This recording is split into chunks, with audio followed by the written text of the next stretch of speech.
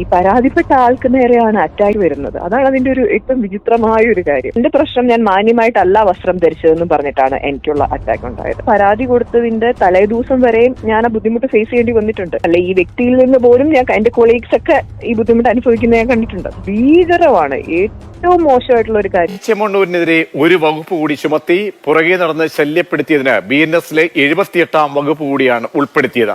രാഗിൻ ചേരുന്നുണ്ട് വിശദാംശങ്ങൾ നൽകാൻ. രാഗിൻ, പുതിയ ഈ വകുപ്പ് ചേർക്കൽ, ആ വകുപ്പുമായി ബന്ധപ്പെട്ട് എന്താണ് ഇനി പരാതി എടുത്ത സാഹചര്യത്തിലുള്ള നടപടിക്രമങ്ങൾ പോലീസിന്റെ ഭാഗത്തുനിന്നുണ്ടാകുന്നത്? ഹണി റോസ് നൽകിയ പരാതിയിൽ ബോബി ചെമ്മണ്ണൂരിനെതിരെ എടുത്ത കേസിൽ നടപടികൾ കടുപ്പിക്കുകയാണ് പോലീസ്. ഒരു വകുപ്പ് കൂടിയാണ് ഇപ്പോൾ ചുമത്തിയിരിക്കുന്നത്. BNS section 78 ചുമത്തിയിരിക്കുന്നത്. അതായത് ഈ പരാതിയിൽ പിറകെ നടന്ന് ശല്യപ്പെടുത്തി തുടരെ ഇത്തരത്തിലുള്ള റിപ്പീറ്റഡ് ഒഫൻസ് ഉണ്ടായി എന്ന കാര്യം പറയുന്നുണ്ട്.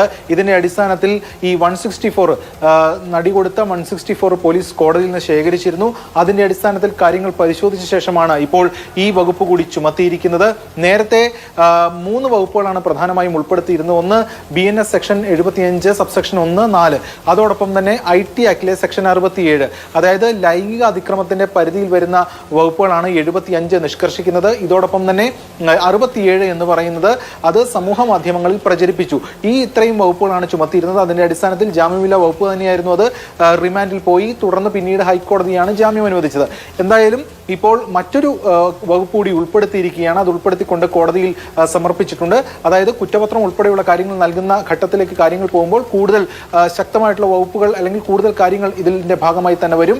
എന്തായാലും ഈ നടിയുടെ പരാതിയിൽ പറഞ്ഞിരിക്കുന്ന കാര്യത്തിൽ വിശദമായിട്ടുള്ള പരിശോധന നടത്തിയ ശേഷമാണ് ഇപ്പോൾ ഈ വകുപ്പ് കൂടി ഉൾപ്പെടുത്തിയിരിക്കുന്നത്. മാത്രമല്ല പോലീസ് പറയുന്നത് ഈ ബോബി ചെമ്മണ്ണൂർ നടത്തിയ പരാമർശങ്ങളൊക്കെ തന്നെ വളരെ വിസിബിൾ ആയിട്ടുള്ള, വളരെ പ്രകടമായിട്ടുള്ള തെളിവുകൾ തന്നെയാണ്. അത് സമൂഹ മാധ്യമങ്ങളിലൊക്കെ അവൈലബിൾ ആണ്. ഇതിന്റെയൊക്കെ കാര്യങ്ങൾ പരിശോധിച്ചാണ് നടപടി എന്നാണ് വ്യക്തമാക്കുന്നത്. അത് കോളേജ് കുട്ടികളെ മനഃപൂർവ്വം ഇറക്കി അവിടെ അങ്ങനെ ഒരു ക്രിയേറ്റ് ചെയ്താണെന്ന് പറഞ്ഞാൽ അതിലും നെഗറ്റീവ് കണ്ടുപിടിച്ച ആളുകളുണ്ട്. കോളേജ് കുട്ടികളാണെങ്കിലും ഒരു മനുഷ്യരല്ലാന്നുണ്ടോ?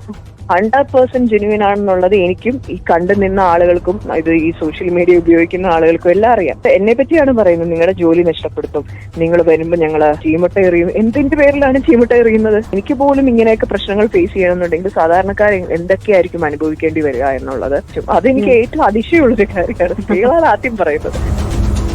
വീണ്ടും ആ വിവാദങ്ങൾക്കൊക്കെ ശേഷം അതെ, സ്കൂൾ കുട്ടികളല്ല, കോളേജ് കുട്ടികളാണ്. അതിന്റെ അവിടെ ഒരു കോളേജ് ഉണ്ടായിരുന്നു. അപ്പൊ അവര് കോളേജിൽ പോകാതെ ക്ലാസ് കട്ട് ചെയ്തിട്ട് വന്നു നിന്നതാണ്.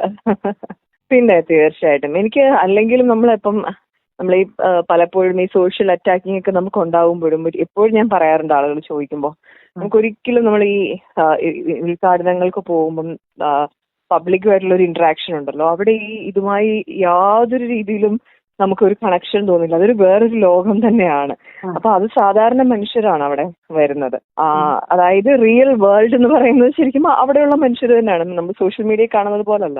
അവരെപ്പോഴും ഏറ്റവും സ്നേഹത്തോടെയാണ് നമ്മളോട് പെരുമാറുന്നത്. ഏറ്റവും സ്നേഹവും അവരുടെ ഏറ്റവും വില പിടിച്ച സമയം നമുക്ക് സ്പെൻഡ് ചെയ്തിട്ടാണ്. ഒരു വെയിലത്തൊക്കെ ആയിരിക്കും അങ്ങനെ വന്ന് നിൽക്കുക. അപ്പൊ അതൊരു ചെറിയ കാര്യമല്ല. അത്രയും ഒരു സ്നേഹം എപ്പോഴും കാണിക്കാറുണ്ട്. പലപ്പോഴും ആളുകൾ പറയും അവിടെ നിൽക്കുന്ന ആണുങ്ങൾ മാത്രമേ വരുള്ളൂ എന്നൊക്കെ. അവിടെ എന്റെ ഏതൊരു വീഡിയോ നോക്കിയാലും അറിയാം, പ്രായമായ അമ്മമാർ തൊട്ട് കൊച്ചുകുട്ടികൾ തൊട്ട് എല്ലാ ആളുകളും വരാറുണ്ട്. എല്ലാവരും ഒരേപോലെ സ്നേഹം നമ്മുടെ അടുത്ത് കാണിക്കുന്നത്. അത് ഇപ്പൊ ഇത്രയും വിവാദത്തിന്റെ ഇടയിൽ നിന്നപ്പോഴും എനിക്ക് തോന്നുന്നു ഒരു വലിയ ഒരു ക്യാമ്പയിൻ പോലെ ഒരു കുറച്ച് ആളുകൾ ഇങ്ങനെ പറയുന്നുണ്ടായിരുന്നു, ചീമൊട്ട എറിയും, അതാണ് ഇതാണ്, ആരും വരില്ല, അങ്ങനെയാണ് ഇങ്ങനെയാണെന്നൊക്കെ പറഞ്ഞിട്ട് ഒരു വലിയൊരു സംഭവം ക്രിയേറ്റ് ചെയ്തിരുന്നു. വലിയ സംഭവമൊന്നും അല്ല ഇത്. നമ്മുടെ കമന്റ് സെക്ഷനിലൊക്കെ ഇങ്ങനെ വന്ന് എഴുതുമായിരുന്നു. പക്ഷെ എനിക്ക് ഉറപ്പുണ്ട്, ഞാൻ ഇനോഗ്രേഷന് പോകുമ്പോൾ എനിക്കറിയാം നമ്മളതിന്റെ ഒരു നേരായ ഒരു ചിത്രം തന്നെയാണ് കാണുന്നത്. അത്രയും സ്നേഹമാണ് അവര് നമ്മളവിടെ ചെല്ലുമ്പം കാണിക്കുന്നത്. അതും ഇതും ഈ വെർച്വൽ മീഡിയ, വെർച്വൽ വേൾഡും തമ്മിൽ എന്താ പറയാ, യാതൊരു ബന്ധവും ഇല്ല എന്നുള്ളത് നമുക്ക് അങ്ങനെയുള്ള ചടങ്ങുകളിൽ ചെല്ലുമ്പോൾ അറിയാൻ പറ്റും. കൺസേൺ ഒരു ചെറിയൊരു സാധനം നമുക്ക് എല്ലാവരുടെയും മനസ്സിലുണ്ടാവും. പക്ഷെ നമുക്ക് ഇതുവരെയും എന്റെ ഒരു എക്സ്പീരിയൻസ് ഇപ്പോഴും അങ്ങനെയാണ്. നമ്മൾ ഈ സോഷ്യൽ മീഡിയയിൽ ഈ കമന്റിൽ എഴുതുന്ന ആളുകളൊന്നും നമ്മൾ റിയൽ ലൈഫിൽ കാണില്ല എന്നുള്ളതാണ്. ഈ കമന്റ് എഴുതുന്ന ആളുകൾ അതിനുള്ളിൽ മാത്രം ഇരുന്ന് അവിടെ അതിനുള്ളിൽ മാത്രമേ ഉള്ളൂ ഇവർക്ക് ഈ സാധനങ്ങളൊക്കെ. അപ്പൊ നമ്മൾ റിയൽ ലൈഫിലോ റിയൽ വേൾഡിലോ ഇറങ്ങി നടക്കുമ്പം തീർത്തും വ്യത്യസ്ത രീതിയിലാണ് ആളുകൾ പറയുന്നത്. ഈ ഒരു ഇഷ്യൂ ഉണ്ടായപ്പോൾ തന്നെ നമ്മൾ പുറത്തേക്കൊക്കെ ഇറങ്ങുമ്പോൾ ആളുകൾ ഓടി വന്നിട്ട് കൈ തരും. അന്നായിരുന്നു കേട്ടോ, നല്ല ബോൾഡായിട്ടുള്ള തീരുമാനമാണ് എടുത്തതെന്നൊക്കെ പറഞ്ഞിട്ട് ഭയങ്കര സ്നേഹത്തോടെ, സാധാരണ ചേച്ചിമാരും ചേട്ടന്മാരും ചില ചേട്ടന്മാരൊക്കെ എനിക്ക് 2 പെൺമക്കളാണെന്നൊക്കെ പറഞ്ഞിട്ട് ഇങ്ങോട്ട് വന്ന് സംസാരിക്കാം അവര്, നമ്മള് വെറുതെ ഇങ്ങനെ പുറത്തോടെയൊക്കെ ഇറങ്ങുമ്പോഴൊക്കെ. അതൊക്കെ നമ്മള് ഈ സോഷ്യൽ മീഡിയ അല്ല അതിന്റെ റിയാലിറ്റി എന്നുള്ളതിന്റെ ഒന്നും കൂടി നമുക്കൊരു ഉറപ്പ് തരുന്ന ഒരു കാര്യമാണ്. പിന്നെ നെഗറ്റീവ് എല്ലാ കാര്യത്തിലും ഉണ്ടാവും. കോളേജ് കുട്ടികളാണെങ്കിലും ഒരു മനുഷ്യരല്ലാന്നുണ്ടോ? ഉദ്ഘാടനം കാണാൻ വരുന്നത് മനുഷ്യരല്ലേ? അത് ഏത് ഏജ് ഗ്രൂപ്പിലുള്ളവരുണ്ടാവും, ചെറിയ കുട്ടികളുണ്ടാവും, വലിയ ആളുകളുണ്ടാവും, മുതിർന്നവരുണ്ടാവും, നല്ല പ്രായമായിട്ടുള്ള ആളുകളുണ്ടാവും. കോളേജ് കുട്ടികളോ സ്കൂൾ കുട്ടികളായാലും അവരും മനുഷ്യർ തന്നെയല്ലേ, അല്ലാന്നില്ലല്ലോ. അതുപോലെ അതിലൊരു പോസിറ്റീവ്, അതിന്റെ ഇടയിൽ കണ്ട ചില പോസിറ്റീവ് കമന്റുകളാണ്. കാരണം ഹണി ഒരിക്കലും പേടിച്ച് പിന്മാറിയില്ലല്ലോ, ഇത്രയും വിവാദങ്ങളൊക്കെ ഉണ്ടായ സമയത്തും. ഇതിന്റെ ഒരു റീസൺ എന്താണെന്നറിയാമോ? ഞാൻ കൊടുത്ത പരാതി, ഞാൻ മുന്നോട്ട് വെച്ച കാര്യവും ഭയങ്കര ജെന്യുവിനാണ്. 100% ജെന്യുവിൻ ആണെന്നുള്ളത് എനിക്കും ഈ കണ്ടു നിന്ന ആളുകൾക്കും ഇത് ഈ സോഷ്യൽ മീഡിയ ഉപയോഗിക്കുന്ന ആളുകൾക്കും എല്ലാം അറിയാം. ഇതെല്ലാം പുറത്ത് കിടക്കുന്ന വിഷയങ്ങളാണ്. ഞാൻ ക്രിയേറ്റ് ചെയ്ത ഒരു കാര്യം പോലും അല്ല അത്, ഒരു വാക്ക് പോലും ഞാൻ ക്രിയേറ്റ് ചെയ്തിട്ടില്ല അതിൽ. പക്ഷെ എന്നിട്ടും ഈ പരാതിപ്പെട്ട ആൾക്ക് നേരെയാണ് അറ്റാക്ക് വരുന്നത്. അതാണ് അതിന്റെ ഒരു ഏറ്റവും വിചിത്രമായ ഒരു കാര്യം. എന്റെ അടുത്ത് എന്നെ പറ്റിയാണ് പറയുന്നത്, നിങ്ങളുടെ ജോലി നഷ്ടപ്പെടുത്തും, നിങ്ങൾ വരുമ്പോൾ ഞങ്ങള് എന്താ പറയാ, ആരും വരില്ല, അല്ലെങ്കിൽ ചീമുട്ട എറിയും. എന്തിന്റെ പേരിലാണ് ചീമുട്ട എറിയുന്നത്? ഞാൻ ആരോടെങ്കിലും എന്തെങ്കിലും ഉപദ്രവം ചെയ്തോ?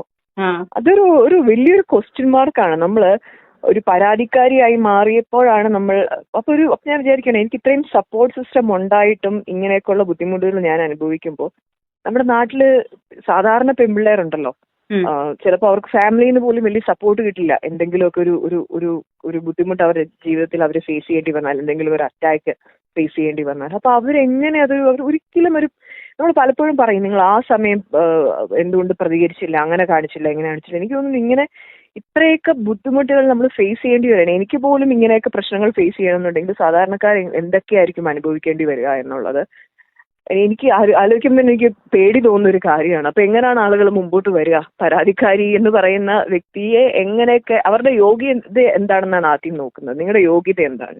ശരി, നിങ്ങൾ മാന്യമായിട്ടാണോ വസ്ത്രം ധരിച്ചിരുന്നത്? അപ്പൊ എന്റെ പ്രശ്നം, ഞാൻ മാന്യമായിട്ടല്ല വസ്ത്രം ധരിച്ചതെന്ന് പറഞ്ഞിട്ടാണ് എനിക്കുള്ള അറ്റാക്ക് ഉണ്ടായത്.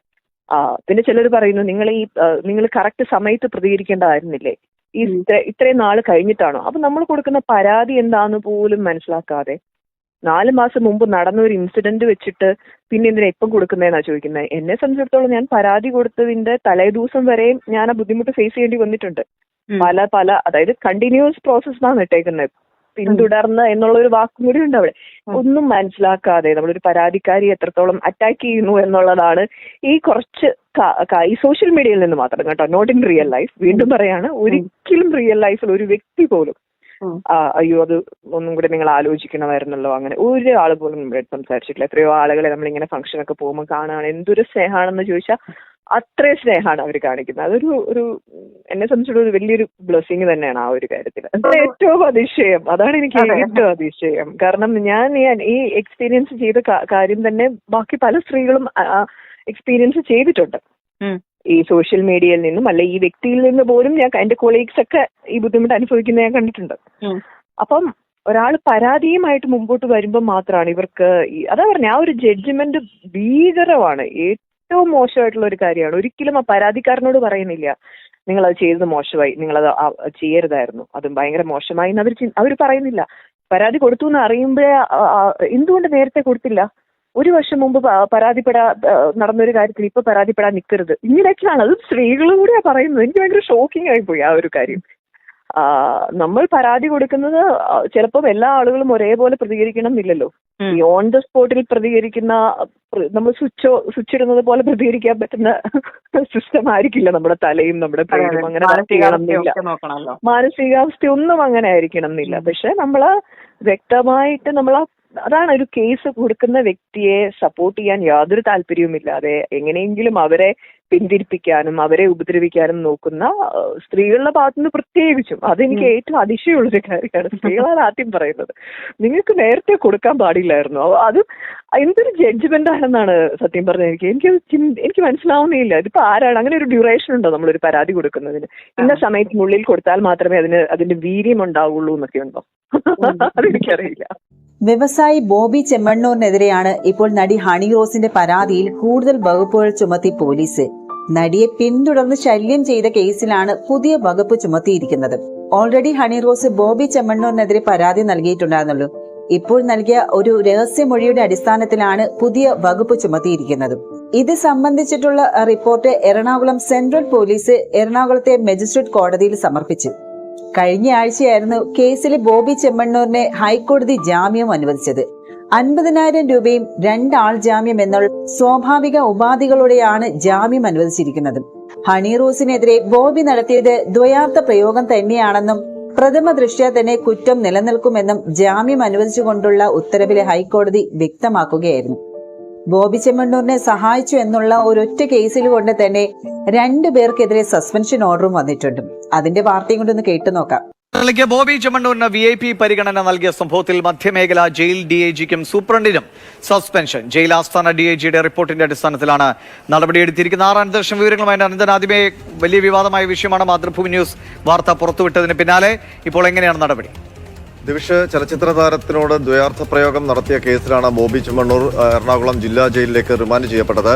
ഈ റിമാൻഡ് കാലയളവിനിടയിൽ മധ്യമേഖല ജയിൽ DIGയുടെ അറിവോടെ VIP സന്ദർശനം ബോബി ചെമ്മണ്ണൂരിന് അനുവദിക്കപ്പെട്ടു എന്നുള്ളതായിരുന്നു പ്രധാന ആരോപണം. അതുകൂടാതെ ജയിലിൽ ബോബി ചെമ്മണ്ണൂരിന് VIP പരിഗണന ലഭിച്ചു എന്നുള്ള ആരോപണവും ഉണ്ടായിരുന്നു. ഇത് സംബന്ധിച്ചുള്ള അന്വേഷണ റിപ്പോർട്ടിന്റെ അടിസ്ഥാനത്തിലാണ് ഇപ്പോൾ നടപടി വന്നിരിക്കുന്നത്. മധ്യമേഖല ജയിൽ DIG അജയകുമാറിനെയും എറണാകുളം ജില്ലാ ജയിൽ സൂപ്രണ്ട് രാജു എബ്രഹാമിനെയും സർവീസിൽ നിന്ന് സസ്പെൻഡ് ചെയ്തുകൊണ്ടാണ് ഇപ്പോൾ ഉത്തരവ് പുറത്തിറങ്ങിയിരിക്കുന്നത്. ജയിൽ ആസ്ഥാന DIG വിനോദ് കുമാറിന്റെ റിപ്പോർട്ടിന്റെ അടിസ്ഥാനത്തിലാണ് ഈ നടപടി എടുത്തിരിക്കുന്നത്. വിനോദ് കുമാർ നടത്തിയ അന്വേഷണത്തിൽ ജയിൽ DIGക്കും ജില്ലാ ജയിൽ സൂപ്രണ്ടിനും വീഴ്ച പറ്റിയെന്ന് കണ്ടെത്തിയിരുന്നു. മാത്രമല്ല, ബോബി ചെമ്മണ്ണൂരിനെ ജയിലിൽ സന്ദർശിക്കാനെത്തിയ 2 പേരുടെ വിവരങ്ങൾ ജയിൽ രജിസ്റ്ററിൽ രേഖപ്പെടുത്തിയിട്ടില്ല. അതിനൊപ്പം തന്നെ ബോബി ചെമ്മണ്ണൂരിന് VIP പരിഗണന, പ്രത്യേക സൗകര്യങ്ങൾ ജയിലിൽ ഒരുക്കി നൽകി എന്നും അന്വേഷണത്തിൽ കണ്ടെത്തി. CCTV ദൃശ്യങ്ങളും ജീവനക്കാരുടെ സാക്ഷിമൊഴികളും അടിസ്ഥാനപ്പെടുത്തിയാണ് റിപ്പോർട്ട് തയ്യാറാക്കിയത്. ഈ റിപ്പോർട്ടിൽ ജയിൽ DIGക്കും ജയിൽ സൂപ്രണ്ടിനുമെതിരെ കർശനമായ നടപടി വേണമെന്ന ശുപാർശയും ഉണ്ടായിരുന്നു. ആ റിപ്പോർട്ടിന്റെ അടിസ്ഥാനത്തിലാണ് ഇപ്പോൾ സസ്പെൻഷൻ നടപടിയിലേക്ക് കാര്യങ്ങൾ എത്തിയിരിക്കുന്നത്. ദിവിഷൻ, അശ്ലീല പരാമർശം കേസിൽ റിമാൻഡിൽ കഴിയുമ്പോൾ ബോബി ചെമ്മണ്ണൂരിനെ ജയിലിൽ നിയമവിരുദ്ധമായി സഹായം ചെയ്തു എന്നുള്ള പരാതിയിൽ ജയിൽ DIGക്കും സൂപ്രണ്ടിനും സസ്പെൻഷൻ ഓർഡറാണ് വന്നിരിക്കുന്നത്. നടി ഹണി റോസ് നൽകിയ ഈ ഒരു പരാതിയിൽ കാക്കനാട് ജില്ലാ ജയിലിൽ ബോബി ചെമ്മണ്ണൂർ റിമാൻഡിൽ കഴിയുമ്പോൾ DIG ആയ P അജയ്കുമാറും ബോബിയുടെ സുഹൃത്തുക്കളും ജയിലിൽ എത്തിയിരുന്നു. തുടർന്ന് ജയിൽ ചട്ടങ്ങൾ പാലിക്കാതെ ബോച്ചയുമായി 2 മണിക്കൂറിലധികം സൂപ്രണ്ടിന്റെ മുറിയിൽ സമയം ചെലവഴിക്കാൻ ഇവർക്ക് അവസരം നൽകി. പുറത്തുനിന്ന് ആളുകൾ എത്തിയത് ജയിൽ രജിസ്റ്ററിൽ രേഖപ്പെടുത്തിയിരുന്നുമില്ല. ബോച്ചയ്ക്ക് ഫോൺ ഉപയോഗിക്കാനും നൽകിയിരുന്നു എന്നാണ് അന്വേഷണത്തിൽ കണ്ടെത്തിയിരിക്കുന്നത്. ഇതിന് പിന്നാലെയാണ് കഴിഞ്ഞ ദിവസം ഹണി റോസ് പാലക്കാട് ഒരു ഇനാഗുറേഷന് പോയത്. ഇനാഗുറേഷന്റെ വീഡിയോകൾ എല്ലാവരും കണ്ടു കാണല്ലോ. മുഴുവനും സ്കൂൾ കുട്ടികളാണ് എന്നുള്ള രീതിയിൽ തന്നെയായിരുന്നു ആ ഒരു ഇനാഗുറേഷൻ പരിപാടി നടന്നത്. എന്തായാലും അതിലെ മാന്യമായിട്ടുള്ള വസ്ത്രം ധരിച്ച് തന്നെയാണ് ഹണി റോസ് ഈ ഒരു ഇനാഗുറേഷൻ വേദിയിലെത്തിയതും.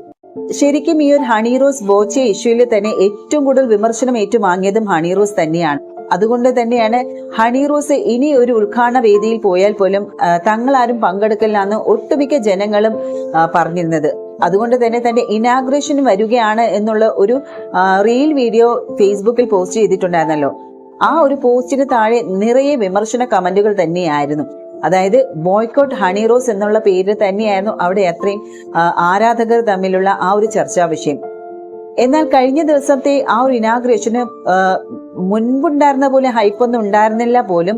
കുറച്ചധികം പേരുണ്ടായിരുന്നു. അതിൽ ഏറ്റവും കൂടുതൽ ഉണ്ടായിരുന്നത് സ്കൂൾ കുട്ടികളാണ് എന്നുള്ള രീതിയിലുള്ള പ്രചരണം. അതായത് സ്കൂൾ കുട്ടികളുടെ യൂണിഫോം ധരിച്ച് കുറേയേറെ കുട്ടികൾ ആ ഒരു വേദിയിൽ ഉണ്ടായിരുന്നു. അതുകൊണ്ട് തന്നെ കാശ് കൊടുത്ത് ആളെ ഇറക്കി എന്നുള്ള ചർച്ചാ വിഷയങ്ങളും ഒരുപാട് നടന്നു. എന്തായാലും ഹണി റോസ് ഇതുകൊണ്ടൊന്നും തോക്കുന്നില്ല. ഇനിയും ഒരു ഇനാഗ്രേഷൻ ഉണ്ടെങ്കിൽ അവിടെയും പോകുമെന്നുള്ള ഒരു വാശിയോട് തന്നെയായിരുന്നു കഴിഞ്ഞ ദിവസത്തെ ഇനാഗ്രേഷൻ പരിപാടിക്ക് പോയത്.